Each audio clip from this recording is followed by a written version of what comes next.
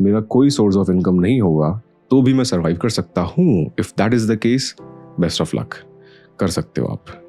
बिल्कुल खुल के एक्सप्लोर करो, अपना पैशन एक्सप्लोर करो और उसमें रिजल्ट आप डेफिनेटली निकाल लोगे। 5 साल बहुत बड़ी ड्यूरेशन होती है माय फ्रेंड। मोस्ट कॉमनली जब कभी भी मैं मेरी उम्र के या फिर मुझसे छोटे जितने भी लोग हैं उनसे अगर मैं पर्सनली 1-to-1 इंटरेक्शन करता हूँ, तब ज़्यादातर लोगों के दिमाग में जो क्यूरियोसिटी या फिर जो विडंबना, जो प्रॉब्लम होती है, वो होती है उनकी करियर रिलेटेड प्रॉब्लम्स, राइट। और फिर हमारा जब डिस्कशन चलता है तो हम कुछ मुद्दों पर बात करते हैं। वो मुद्दे कुछ ऐसे होते हैं कि मुद्दा नंबर 1, पैशन, क्या मैं पैशन को फॉलो करूं या फिर मेरी परिस्थितियों के हिसाब से मेरा करियर चूज करूं, राइट।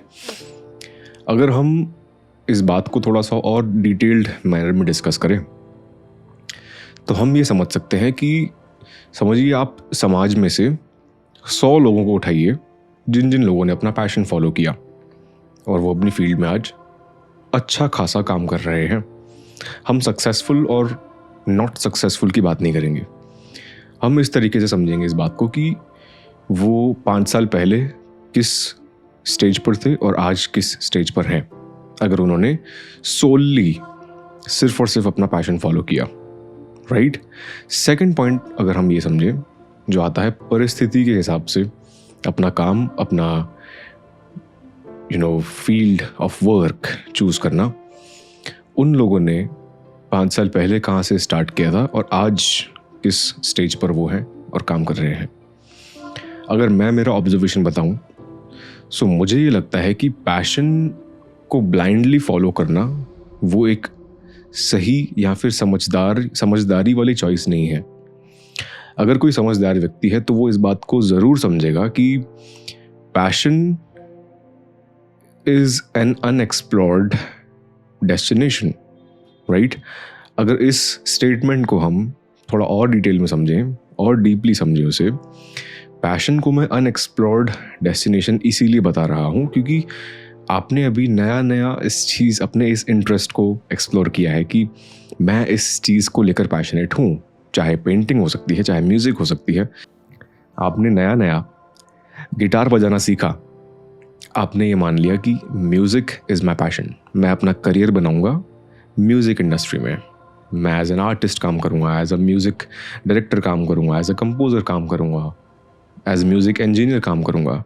अलग अलग ऑप्शंस आपके पास आ जाते हैं। आप एक फील्ड पकड़ लो, उस फील्ड के अंदर आपके पास वैरायटी ऑफ ऑप्शंस आ जाते हैं।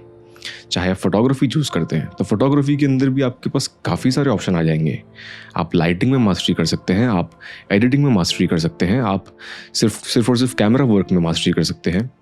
बहुत सारी चीज़ें हैं, राइट। सो अगर आपको किसी भी स्टेज पर करियर को लेके कन्फ्यूजन आ रहा है, इसका मतलब ये है कि आपकी परिस्थितियां अभी भी अनुकूल नहीं है आपके पैशन को फॉलो करने के लिए। किसी भी प्रकार का इंटरेस्ट या पैशन को फॉलो करने के लिए आपको मैं ये मानता हूँ कि आपकी बेसिक रिक्वायरमेंट्स, जो basic human requirements and family requirements at least आप पूरी कर पा रहे हो, उसके बाद आप खुद को स्पेस दे सकते हो कि मैं भी अपना पैशन एक्सप्लोर करूँगा, मैं उस अनएक्सप्लोर्ड रास्ते पर चलूँगा जहाँ पर मुझे अभी पता नहीं है कि मैं सक्सेसफुल हूँगा या अनसक्सेसफुल हूँगा, या फिर मैं कुछ डिसेंट काम भी कर पाऊँगा या फिर मैं बिल्कुल ही सर के बल गिरूँगा, मुझे भी पता नहीं है। अगर आपको उस रास्ते पर चलना है, उसे एक्सप्लोर करना है, तो उसके लिए आपको चाहिए फाइनेंशियल बैकअप, राइट। आप जब तक एक्सप्लोर कर रहे हो तब तक आपका बैकअप क्या है? The reason behind telling you this is, अगर आप पैशन फॉलो कर रहे हो, अनएक्सप्लोर्ड रास्ते पर चल रहे हो, 1 साल तक आप अभी तक समझ ही नहीं पाए, आप अभी तक फिगर आउट ही नहीं कर पाए कि मुझे अभी भी कुछ समय चाहिए, तो आप सरवाइव किस तरीके से करेंगे, राइट। हमें ये समझना है कि मेरी फैमिली की कंडीशंस क्या है। क्या मेरी फैमिली एटलीस्ट डिसेंट तरीके से रन कर रही है अभी, कि मैं कुछ समय के लिए खुद का पैशन फॉलो करना चूज़ कर सकता हूँ। रिगार्डलेस मेरा सपोर्ट, फाइनेंशियल सपोर्ट मेरी फैमिली में हो या ना हो, उससे कोई फ़र्क नहीं पड़ेगा। If that is the case, you can definitely choose your passion and explore that unexplored destination. फिर चाहे आप खुद को ड्यूरेशन दे दो कि मैं 3 साल, 4 साल, 5 साल तक एक्सप्लोर करूँगा। 5 साल में तो एक अनपढ़ व्यक्ति भी कुछ ना कुछ कर ही लेता है, राइट?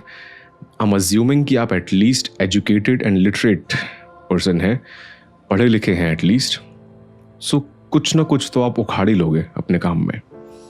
5 साल बहुत लंबा ड्यूरेशन होता है, राइट?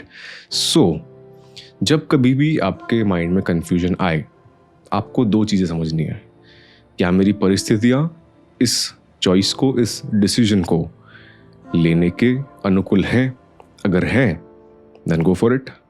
और जाने से पहले उस फील्ड में कदम रखने से पहले स्टडी करना बहुत ज़रूरी है कि इस फील्ड को परस्यू करने वाले लोग किस तरीके से करते हैं और मैं किस तरीके से करूँगा। मैं नहीं कह रहा हूँ कि आप लोगों को स्टडी करो और उन्होंने जिस तरीके से इस फील्ड में काम किया आप वैसा ही करें, नहीं, मैं ये नहीं कह रहा। मैं ये कह रहा हूँ कि आप मार्केट स्टडी ज़रूर करना।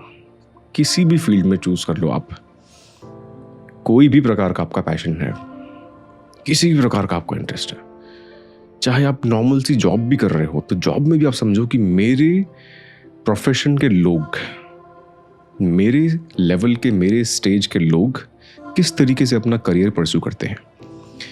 स्टडी करना इज़ वेरी इंपॉर्टेंट।